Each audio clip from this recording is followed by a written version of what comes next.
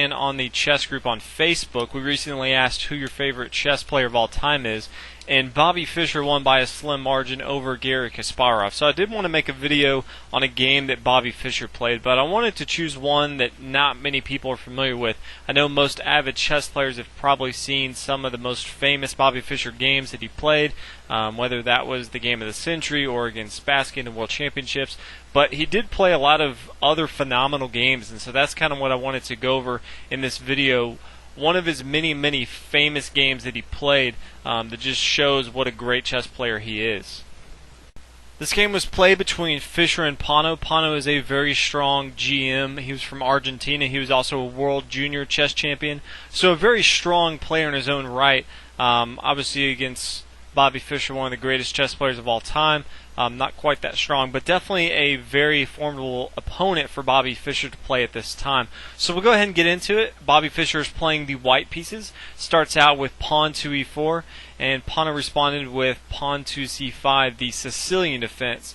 Bobby Fischer decided to play knight to f3, and after pawn to e6, Bobby Fischer elects to play pawn to d3. This is the King's Indian attack. This is one of the many different openings that Bobby Fischer was very familiar with and very strong in. He really understood a lot of the tactical and reasoning behind many of the lines that are commonplace today. He kind of developed him on his own. King's Indian attack being one of those. He's very strong in his own right. So we'll go ahead and continue. Black now plays knight to c6. Simple development move, trying to get his knight to the action at the same time, trying to really hone down on these dark squares, on this d4 and this e5 square right here. Bobby Fischer continued with pawn to g3, getting ready to feed 𝐒𝐞𝐬's bishop to the king side, and Black decides to do the same thing with pawn to g6.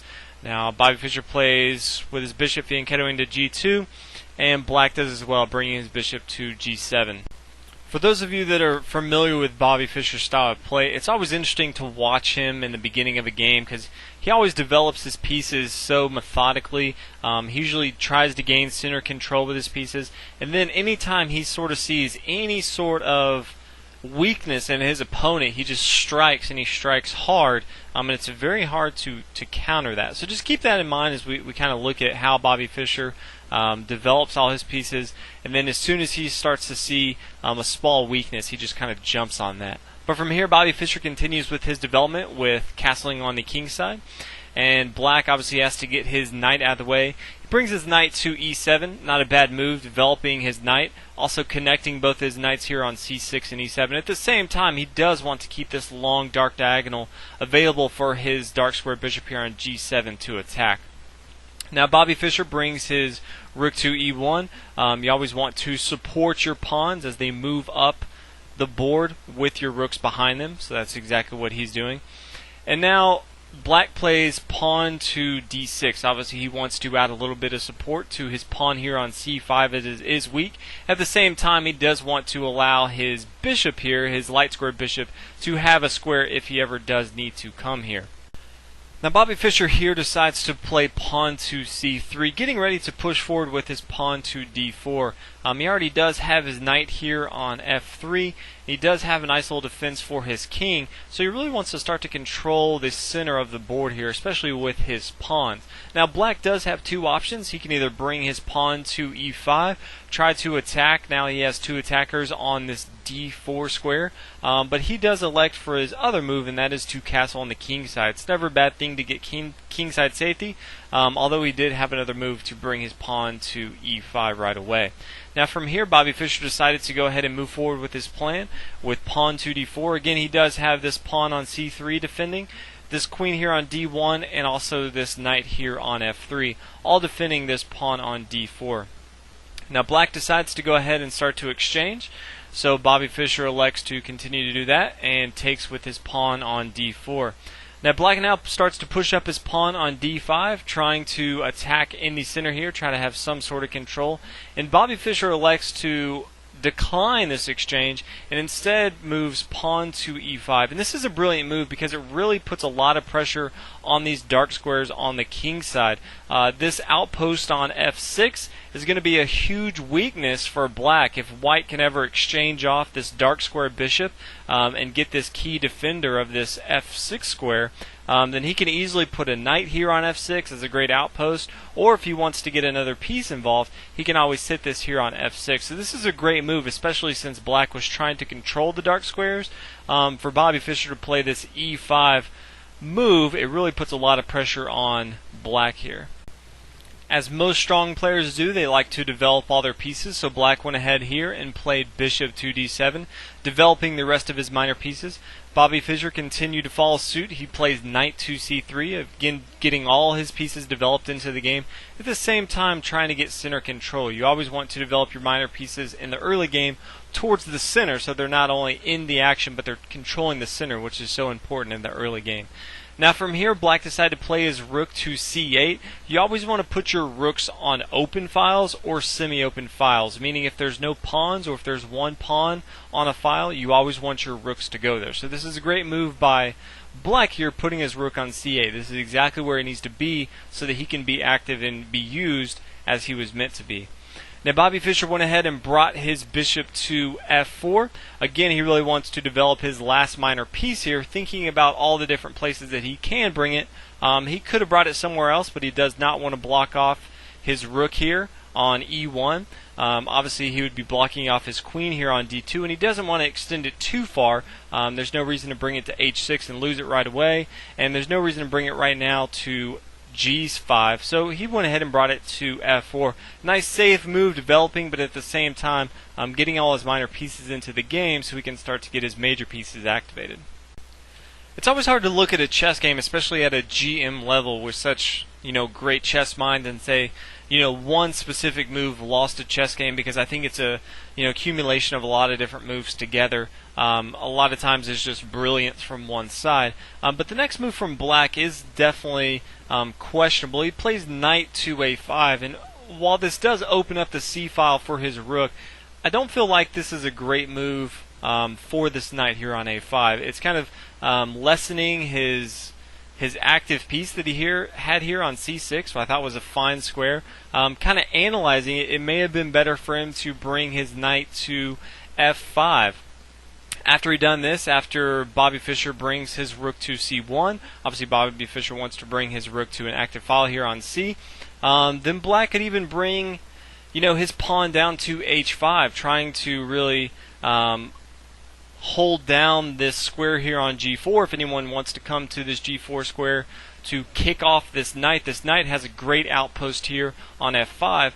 This would be a fantastic move here. Obviously, black is now putting a lot of pressure on the king side, and Bobby Fischer is going to have to find some way to combat this. But in the game, this is not what was played. Instead of this active move of knight to f5, instead the knight came to a5, kind of going away from the action, but really trying to get some action on the queen side, and kind of forgetting about the king side right now. From here, Bobby Fischer won as we continued. He brought his rook to c1. Obviously, again, as we talked about, you want your rooks on open or semi-open files. And from here, black played pawn to b5. As we talked about before, with his plan of knight to a5, he does really want to expand on the queen side, so that's exactly what he's doing. And from here, Bobby Fischer plays pawn to b3. Obviously, he doesn't want black to just completely march up the board, so he's going to try to defend a little bit on the queen side. Now from here, black continues up the board with pawn to b4, attacking the knight here. And so the knight from Bobby Fischer is going to come to e2 here. Obviously just kind of a waiting move to see. He's obviously defending this pawn here on d4, but at the same time, obviously he wants to free up the c file for his rook, and at the same time kind of wait to see where he wants to put this knight here that's on e2. Black decides to continue with his bishop to b5, which I personally think is a great move. Bishop here on d7 isn't doing too much and is really starting to put a lot of pressure with his minor pieces. Obviously he's attacking and defending this square here on c4, but at the same time he's now attacking this knight here on e2. It's just being a lot more active than it was here on d7. At the same time, it does free up this queen in case he does want to come to this d7 square. Now from here, Bobby Fischer likes to play with queen to d2, and this does a few things. One, it attacks this pawn here on b4. It also gives a little support to this bishop on f4 anytime this bishop wants to come to h6 to try to exchange off these dark square bishop, which we said was good earlier in the game. At the same time, he's also defending this knight here on e2. So any player, especially a player like Bobby Fischer, is going to play a move with multiple reasoning behind it. And so this move of queen 2d2 really does get his queen into the game for many different reasons. Now from here, Black decides to bring his knight back to c6, which is where it should have been the entire game. But it's there now. Also, it's supporting this pawn here on b4. As we talked about, this queen is attacking it, so obviously you want to have your pawns and your pieces protected at all time if they are being attacked. From here, Bobby Fischer plays pawn to g4, and this is kind of a turning point in the game here. Bobby Fischer kind of looks at the board. He sees all his pieces kind of uniformly connected and working together. And he really wants to know what he wants to do with this knight here on e2. It's not really going to go to c3. It can't come to d4. Obviously, it can't go where the king is. The only real option is for it to come to g3. Obviously, this pawn here being on g3 right away, he can't go there.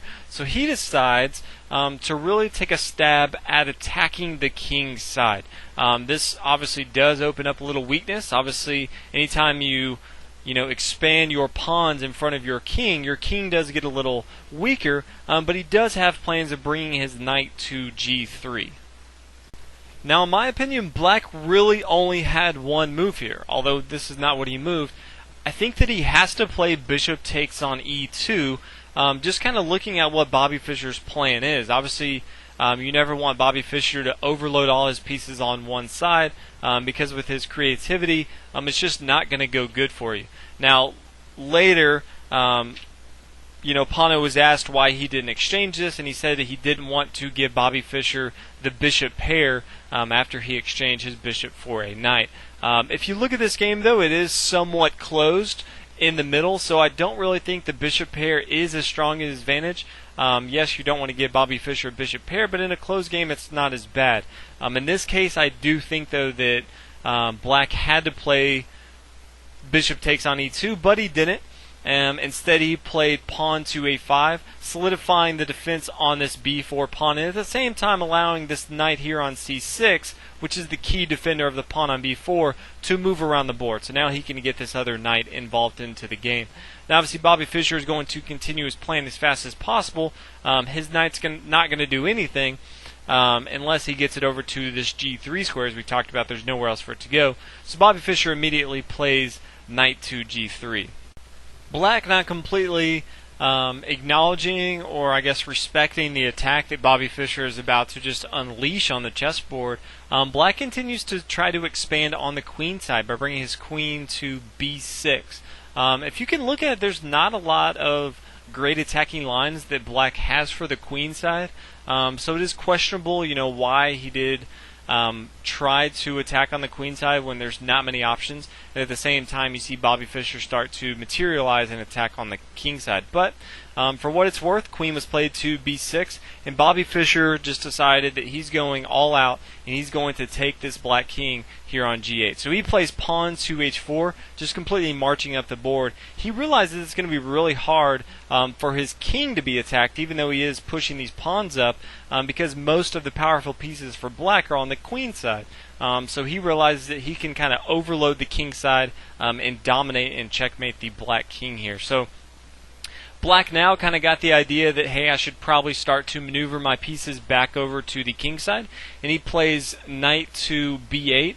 At the same time, he's opening up the c file for his rook, but he also wants to kind of maneuver his knight over to d7 so he can, keep an eye on the f6 outpost that we talked about, which is a very critical square. And at the same time, if he ever needs to get his knight to the f8 square to protect this h7 square, that will be a huge weakness later on in the game. From here, Bobby Fischer continued with his plan. Obviously, right now, he's trying to trade off the dark square bishops. As we talked about, once this dark square bishop is off the board, then this f6 square becomes a huge, huge focal point as an outpost that Bobby Fischer can put one of his pieces, most notably a knight here on f6. So Black decided to bring his knight to d7, as we talked about before. No reason right away to to exchange pieces. Instead, he really wants to try to get his knight involved into the game, attacking this f6 square. From here, Bobby Fischer played queen to g5, just continuing to put the pressure on black here. He still has the same concepts in the back of his mind, but at the same time now he's now pinning this pawn and the bishop down to the king. So if he starts to put his pawns up farther, he's still defending this bishop here on h6, but he's just slowly and slowly putting more and more pressure on black. Black now decided to start to exchange pieces off. Anytime you start to feel a lot of pressure, it's usually good to exchange pieces off to kind of give you some breathing room. So black does exactly that. He exchanges on c1 after the rooks come off the board. He now takes the bishop here on h6, and the queen comes here, and then the rook comes to c8, and both the rooks come off the board. And now Bobby Fischer just continues relentlessly moving his pawns up the board with pawn to h5, really putting a lot of pressure on the king side from black. Now, black now played queen to d8. He probably should have brought, his knight to f8 here. Again, I don't think he realizes just how big of a weakness this pawn here on h7. Anytime Bobby Fischer can bring his knight to g5, putting a lot of pressure on the pawn on h7. But in any case, he did bring his queen to d8. He really wants to get his queen involved in the game. As you can see, kind of black's plan was kind of to attack on the queen side. He started to use all his moves in his development to bring to the queen side. And then when he realized, oh crap, Bobby Fischer is attacking my king side, then he said, well, let me just kind of backtrack and start to defend on the king side. So for what it's worth, white now played knight to g5, as we talked about before, putting a lot of pressure on this pawn on h7. And now black plays knight to f8, trying to defend this checkmate here of queen to h7. Obviously, it wouldn't have been checkmate if this, the king could come to f8. But Bobby Fischer is threatening a mate pretty soon here.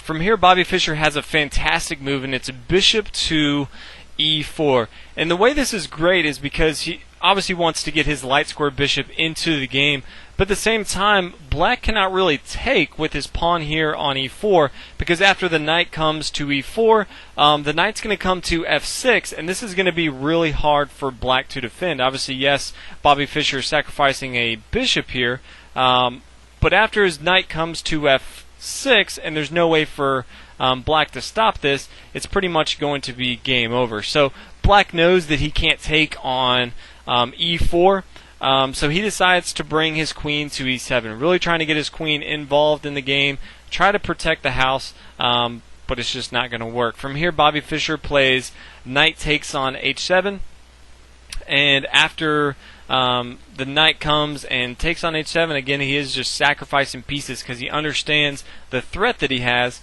and even though he is giving up pieces, he realizes that this bishop here on b5 isn't doing anything. And it's not always how many pieces you have, it's how many active pieces you have attacking your opponent's king. So always remember that. Bobby Fischer obviously knows that. So he now takes on g6, and after the pawn takes on g6, now the bishop is going to take on g6. You can already see there's no fortress in front of the black king here on g8, and Bobby Fischer is just going to continue up the board until he checkmates the black. From here, black plays knight to g5, kind of as a last-ditch effort, trying to start to attack on the king side. Bobby Fischer, doesn't really matter for him. He brings his knight to h5. He realizes the attack from black can't really do much besides a few attacks here and there, and he realizes his attack is completely strong on this black king on g8.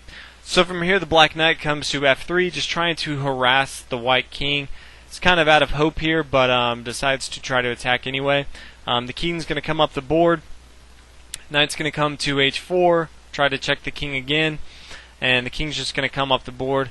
Obviously, the knight now is going to take on g6, and this is kind of where Bobby Fischer shows his brilliance. He realizes a lot of people from here would take with the queen on g6. The queen could come over now to g7. That's kind of what people think what would happen. Instead, the king can now come to f8, and then you trying to figure out what you want to do here.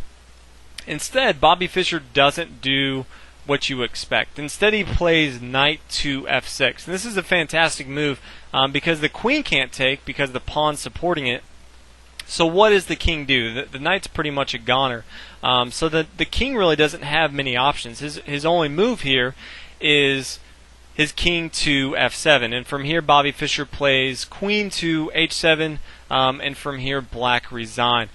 He really only has one option here. He can move his king to f8. He can't move it to e8 or g8 because the queen and the rook, or excuse me, the queen and the knight here. And from here, Bobby Fischer can play queen to g8, checkmate. So Bobby Fischer never really looks for the obvious moves. He looks for the best move, which is what I always appreciated studying Bobby Fischer games. So hopefully you guys enjoyed this game. Many of you probably haven't seen this game before, so it was probably a treat for some of you. For those of you who have seen it, you're probably a super chess avid fan, which is fantastic. Hopefully you guys did enjoy the video and learned something.